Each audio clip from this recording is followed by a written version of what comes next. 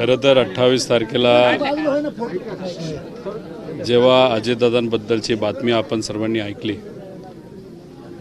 त्यात परिवार तर फार इमोशनल तर झालाच होता आणि बातमी खरी आहे स्वप्न आहे हेच आम्हाला त्या ठिकाणी कळत नव्हतं. आणि ती बातमी ऐकल्यानंतर अख्खा महाराष्ट्र स्तब्ध झाला. आम्ही आजपर्यंत दुःखात आहोत. त्याचबरोबर त्या विमानामध्ये जे इतर 4 जण होते त्यांचा परिवारसुद्धा आज दुःखात आहे. अख्खा महाराष्ट्र आज दुःखात आहे. काल अजितदादांचे जे सिक्युरिटी इन्चार्ज होते जाधव भाऊ, त्यांना आम्ही त्यांच्या परिवाराला भेटलो. पिंकी माळी त्यांच्या परिवाराला आज आम्ही तिथं भेटलो. तसंच उद्या ज्या को पायलट होत्या, ज्या तरुणी होत्या पाठक, त्यांच्या परिवाराला आम्ही उद्या भेटणार आहोत. आणि हे होत असताना आम्हाला काही दिवसांपूर्वी कळालं की सुधाप्पा बोडके हे साहेबांचे आणि अजितदादांचे अतिशय जवळचे कार्यकर्ते, कट्टर कार्यकर्ते. खूप वेळा साहेबांना दादांना भेटले असतील असं नाही, पण साहेबांनी आणि दादांनी जे काही शेतकऱ्यांसाठी, कष्टकऱ्यांसाठी, युवांसाठी, महिलांसाठी जे कुठले निर्णय घेतले, त्या निर्णयांमुळे ते पवार परिवारावर तिथं प्रेम करत होते. 28 तारखेला जेव्हा बातमी त्यांना कळाली अजितदादांची, त्यानंतर त्यांना अस्वस्थ वाटायला लागलं. घरी आले, त्यांनी अस्वस्थता वाढत गेली. हॉस्पिटलकडे ते निघाले आणि दुर्दैवाने त्या हॉस्पिटलच्या शेवटच्या पायरीवरच त्यांचं दुःखद निधन झालं. हे बातमी ऐकल्यानंतर हार्ट अटॅक त्यांना तो आला आणि त्याच्यातच ते गेले. इतकं प्रेम पवार परिवारावर, अजितदादांवर, साहेबांवर त्या ठिकाणी ते करत होते. मग आज इथं येऊन त्यांच्या परिवारांचं सांत्वन करणं, आम्ही दुःखात आहोत पण हा परिवारसुद्धा दुःखात आहे. पवार परिवार तर आमचा परिवार आहे, पण त्याच्याचबरोबर महाराष्ट्रातला प्रत्येक व्यक्ती आणि राष्ट्रवादी परिवारातले सर्व कार्यकर्ते आमचा परिवार असल्यामुळे इथं येणं आमच्या सर्वांसाठी महत्त्वाचं होतं. मी इथं आलो, त्यांच्याशी चर्चा केली, सांत्वन केलं आणि मग त्या परिवाराशी बोलून त्यांच्या काही अडचणी तिथं ऐकून घेतल्या, समजून घेतल्या. येत्या काळामध्ये आम्ही सर्वजण संपर्कात राहू. दादांचं अपघाती निधन झालं. रुपाली पाटीलचं म्हणणं की ह्या अपघाताची चौकशी झाली पाहिजे. अनेकही काही नेत्यांकडून अशी प्रतिक्रिया येत आहे. नाही, त्याबद्दल मी एक पत्रकार परिषद काही दिवसानंतर घेईलच. बरेच काही डिटेल्स आहेत, त्या डिटेल्स आपल्या सर्वांसमोर आणि तुमच्या माध्यमातून लोकांसमोर नक्कीच मी त्या ठिकाणी आणेल.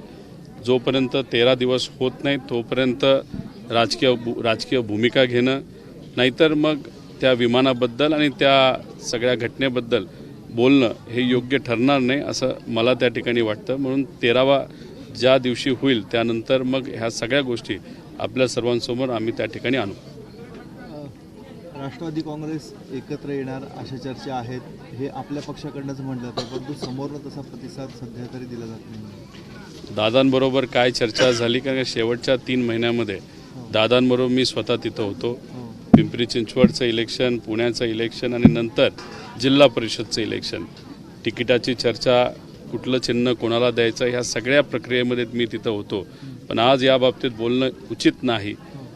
दुःखाचा काळ हा आयुष्यभर त्या ठिकाणी राहणार आहे, पण 13 दिवस तरी मला असं वाटतं की कुठलीही राजकीय भूमिका घ्यायला नको. त्यामुळे जसे 13 दिवस होतील त्यानंतर काय घडलं, कसं घडलं, काय विषय होते आणि सगळ्या गोष्टी आपल्या सर्वांसमोर नक्कीच मी त्या ठिकाणी आणेन. परंतु फडणवीस साहेबांनी आत्ताच प्रेस कॉन्फरन्समध्ये सांगितलं की दादांच्या आणि आमची विलिनीकरणाबाबत कोणतीही चर्चा झाली नाही. दोन्ही राष्ट्रवादींच्या विलिनीकरणासंदर्भात कुठली चर्चा झाली नाही. जर तसं काही झालं असतं तर दादांनी आम्हाला सांगितलं असतं.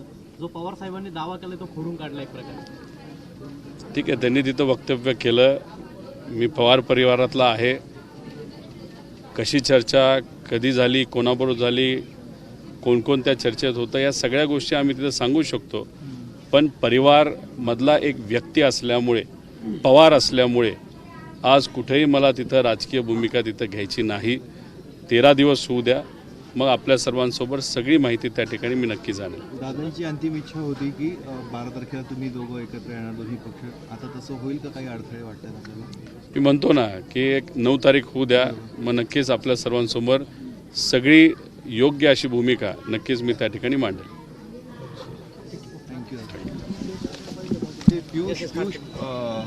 पियुष गोयलांनी एक ट्विट केलं होतं, पटेल हे राष्ट्रवादीचे अध्यक्ष होतील आणि नंतर त्यांनी आता ते परत मागे घेतलं त्यांचं वक्तव्य. त्यांचं म्हणणं आहे की मला चुकीची माहिती मिळाली.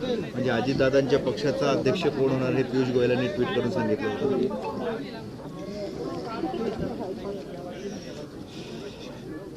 सुरुवातीपासून म्हणजे जेव्हा दुर्दैवी ही घटना घडली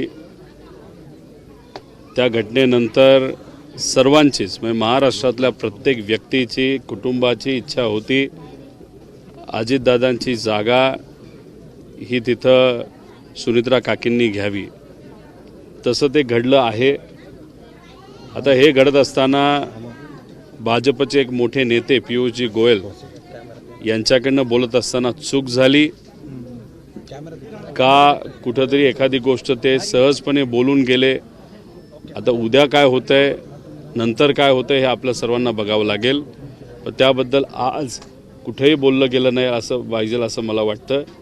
थोडे दिवस जाऊ द्या, 13वा होऊ द्या, मग या बाबतीत सगळ्या गोष्टी आपण त्याच्यावर चर्चा करू शकतो. कालच्या शपथविधीला पण खूप घाई झाली असंही महाराष्ट्रातून सर्वसामान्यांची प्रतिक्रिया येते.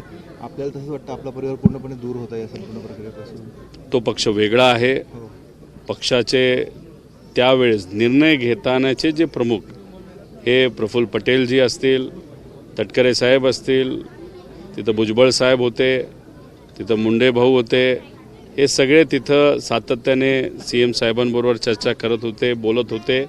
आणि मग ह्या सगळ्यांनी चर्चा केल्यानंतर मग मला असं कळतं आहे की त्यांची आणि सुनित्रा काकींची चर्चा तिथं झाली आणि त्यानंतर कुठंतरी तो निर्णय तिथं घेण्यात आला. सुनित्रा काकींच्याबद्दल बोलायचं झालं तर सामाजिक क्षेत्रामध्ये अनेक वर्षांपासून त्या काम करतात, पण राजकीय क्षेत्रामध्ये त्या नवीन आहेत. तिथं कुठलाही राजकीय निर्णय घेत असताना आज त्या नवीन असल्यामुळे जे कोणी तिथं इतर अनुभवी नेते आहेत त्यांचं कदाचित त्यांनी तिथं ऐकलं असावं. पण शेवटी ही राजकीय भूमिका आहे. त्यामुळे पवार परिवाराला आत्ता ठरवलेलं आहे की 13 तारखेपर्यंत कुठलीच राजकीय भूमिका तिथं घ्यायची नाही. त्यामुळे जोपर्यंत 13वा होत नाही तोपर्यंत आम्ही या परिस्थितीवर राजकीय भूमिकेतून कुठेही तिथं वक्तव्य करणार नाही असं आहे. दादा, शपथविधीसाठी पवार कुटुंबातलं कोणी नव्हतं, पार्थ पवार सोडले तर तिथं कोणी नव्हतं असं एक जे आहे ते म्हटलं जाते का? त्या ठिकाणी कोणी उपस्थित नव्हतं. ते मला एकतर शपथविधी होणार होती हे कोणालाच तिथं माहीत नव्हतं. हे पवार साहेबांनी स्पष्ट तिथं केलेलं आहे. आणि बारामतीमध्ये लाखो लोक हे पवार परिवाराला भेटण्यासाठी येत होते. त्यामुळे मी असेल, पवार साहेब असतील, सुप्रियाताई असतील, श्रीनिवास दादा असतील, युगेंद्र असेल, पार्थसुद्धा बारामतीमध्ये तिथं उपस्थित होता. आम्ही सर्वजण लोकांना तिथं भेटत होतो आणि अशीच अपेक्षा होती की जोपर्यंत सर्व महाराष्ट्र येऊन आपल्याला भेटत नाही, सांत्वन करत नाही, त्यांचं मनातल्या काही गोष्टी सांगत नाही, तोपर्यंत बारामतीमध्ये आपण राहिलंच पाहिजे. पण अचानक ही बातमी TVच्या माध्यमातून आमच्या सर्वांसमोर आली. पण तो पक्ष वेगळा असल्यामुळे, त्या पक्षाचे प्रमुख त्यावेळेचे वेगळे नेते तिथं असल्यामुळे त्यांनी घेतलेला तो निर्णय, त्या निर्णयाच्या बाबतीत आमचं कुठेही त्याच्यामध्ये काही रोल नव्हता. त्या निर्णय प्रक्रियेमध्ये आम्ही म्हणजे पवारसाहेब आणि आम्ही सर्वजण तिथं कुठेही नव्हतो. शेवटचा प्रश्न, राज ठाकरेंनी असं ट्विट केलं की राष्ट्रवादी काँग्रेस मराठमोळा पक्ष आहे, त्यांचा अध्यक्ष हा पाटील असायला पाहिजे, पटेल नसावा. ती ट्विट मी तशी बघितलेली नाही.